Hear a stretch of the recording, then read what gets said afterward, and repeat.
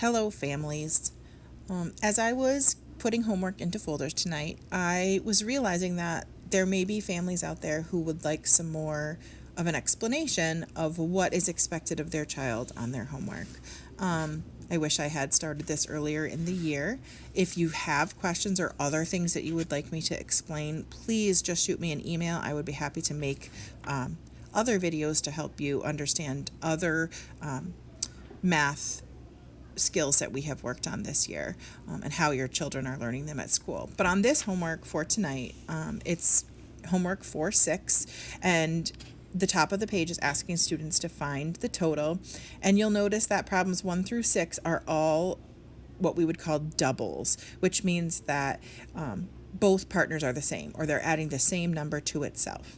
Okay, most of these are ones that children are going to know pretty quickly.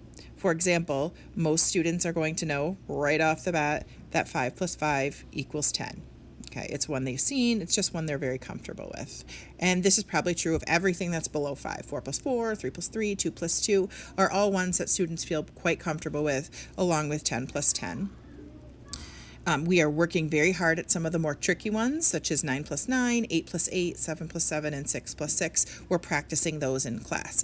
The hope is that those doubles will become known to students, and then they will be able to use those doubles to then solve other problems.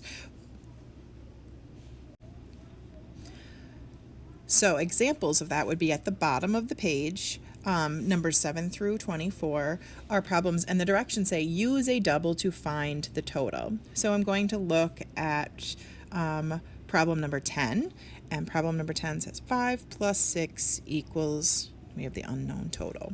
Okay. If a student is able to use the double to find the total, they would look at this problem and they would right away see, oh, I could think of this problem as a 5 plus 5. And then I just have to add one more, and my total would be 11. Okay. Some students on other problems might notice that, for example, with this one, 6 plus 6, and then I would just have to take away 1, and my problem answer would also be 11. This strategy is slightly more advanced and really requires students to have those doubles be known. If students are not at the point where they have a lot of those doubles as known facts, they might go back to other strategies that we have learned this year. And as an example, I will just show you a couple of those.